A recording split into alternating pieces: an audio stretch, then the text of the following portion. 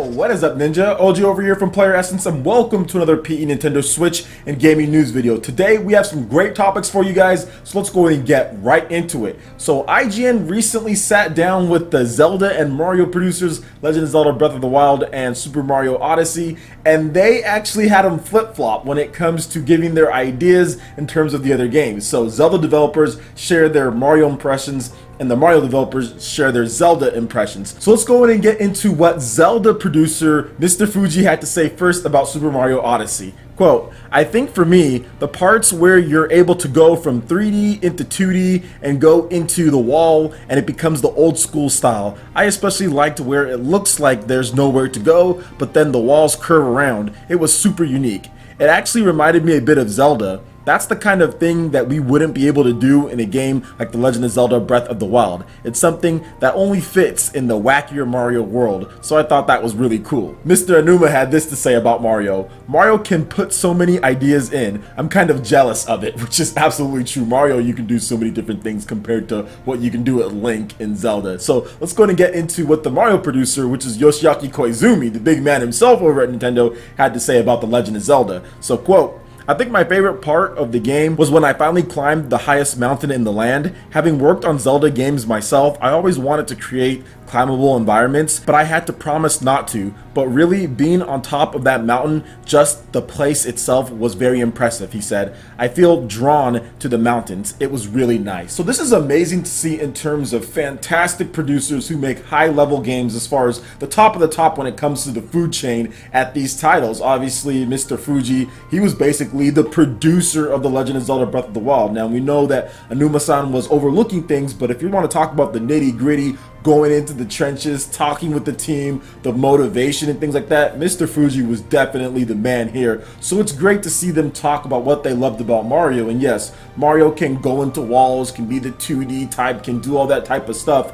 I guess Link can kind of do that. I mean, they did it in, what was it, Legend of Zelda A Link Between Worlds? That game actually had paintings and you went inside and you kind of did the same thing. So maybe they can do that in that style of game, but maybe not like a main Legend of Zelda game. They probably couldn't do that, but Link has done stuff like that before, so it's not completely unheard of for him to do that. Maybe they even got that from there, I'm not sure, but either way, it was great to see them talk about it. But Mario can do a lot more zany things than Link can do for the most part when it comes to main home console Legend of Zeldas, and especially with Breath of the Wild. Obviously Link can't do as much stuff as Mario can do in Super Mario Odyssey, and if you look at Mario Odyssey, it's just a crazier game in general. So that was pretty cool to hear what they had to say. Now when it came to what Koizumi had to say about Zelda, it was interesting because Koizumi's been working at Nintendo for a long time as well, since like the early 90s, and he said that he always wanted to make climbable environments, and I think that anybody who's played Legend of Zelda has pretty much got that, right? Like be able to to climb something, but you always had the hook shot. So if you had the hook shot, you can get to anywhere that you needed to get to at any point for the most part, within reason, like with the hook shot little thing on there. So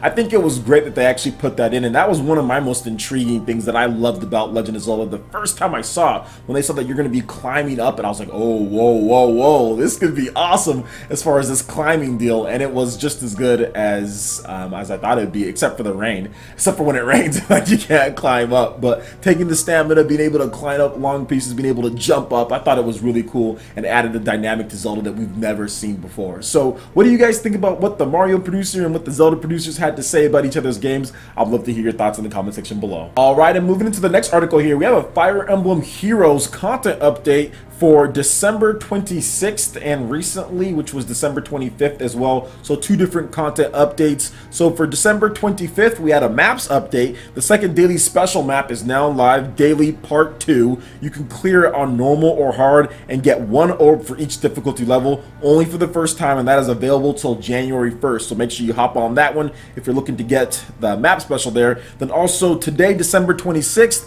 we have elements. The elements for the current season are water, wind, and that's available till January 2nd. And then the events is the 7th Tempest Trials event is called A Gift of Peace, and it goes live on December 26th, available until January 9th. So if you want to get in on these Fire Emblem Heroes content updates and kind of reap their rewards in terms of what it can offer, make sure you do so. Link in the description below, just so you can get some more information, or if you're unsure, you want to just get the dates down or whatever the case is. But Fire Emblem Heroes, this game has been a runaway runaway success, and I'm definitely going to be talking about it a little bit more because I think there's going to be something coming from this. I think there's going to be a Fire Emblem Heroes 2. I honestly feel that it's doing that well. But I think that the biggest thing that this game is going to do is it's really going to help push people, for those who don't know about Fire Emblem, into the Fire Emblem franchise. There have been so many people that I've seen on Twitter say, yo, when's Fire Emblem coming out for the Nintendo Switch? Like, I've been playing Fire Emblem Heroes and it's got me interested in the characters, the type of gameplay, the style. And I think that's exactly what Nintendo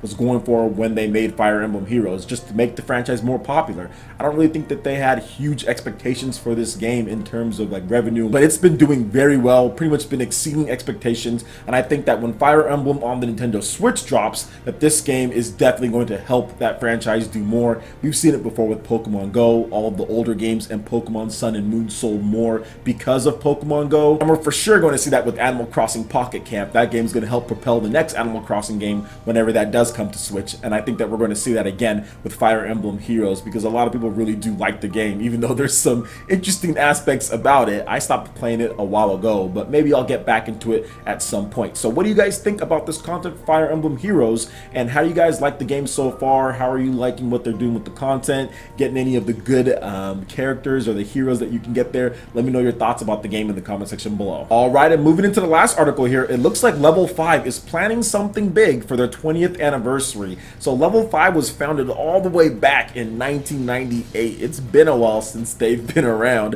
which means that it's their 20th anniversary coming up really soon here, and they have confirmed, Level5 that is, that they are planning something to celebrate 20 years in the gaming industry. Now, they didn't talk about what it was or give any specifics on the matter. All they said is that there's something coming up, and it's coming for the 20th anniversary, and it should be good. It should be really good in 2018 at some point. Now, the one thing that everyone wants to know when it comes to Level5 is, when is Yokai Watch coming to Nintendo Switch? Now, recently, I did a video talking about how there was going to be an announcement, and that ended up being a mobile game. So I was like, you know what, the next time that I talk about Level5, I'll tell that to you guys. So if you watch my video about that, it ended up being a mobile game in terms of an announcement goes. But I think that 2018 is probably the perfect year to announce the Yokai Watch 4 or a brand new Yokai Watch for the Nintendo Switch, and I'll give you guys a few reasons why. Well, one, Nintendo Switch is obviously selling better in Japan. We're getting better stock units in there. We're getting more reports of big sales, 6 figures pretty much throughout December. So that's really good, and this was their biggest shipment. We're hearing huge numbers for the upcoming Media Create, so that would be interesting. I'm not sure if it's going to actually drop this Wednesday because of the holiday or whatever the case is, but Famitsu should have the numbers, and we might see 300,000 units, guys. It might be that big.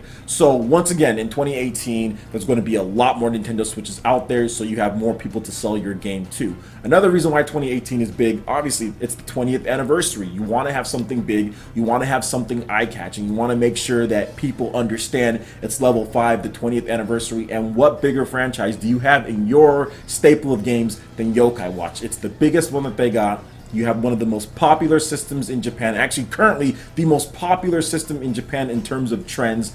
It's time to definitely announce it then and there. So I think that if you combine the 20th anniversary with the fact that the Nintendo Switch is doing so well in Japan, I think that's a recipe for success. If you have a late 2018 launch, or if you have an early 2019 launch, either way, I think it works just so good for the Nintendo Switch and what Level5 is doing. Then you also have the Inazuma 11 game that's going to be showed off more in 2018. So there's a lot of great content in terms of Nintendo Switch, and I know that Yokai Watch would be the big one, but they have to make sure that they get it right.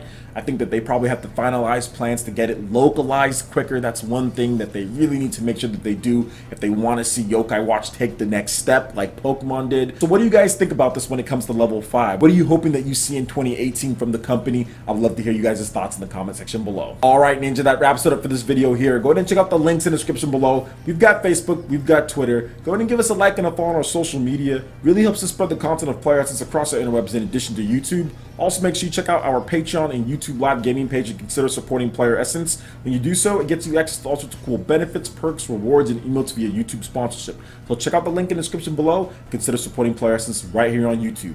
Hit that like button if you did like this video. Lets me know you guys want more content like this going forward in the future. And subscribe to Player Essence for the latest RPG, Japanese, and Nintendo gaming news. Thank you so much for watching, and we'll catch you, Ninja, for the next video. Peace.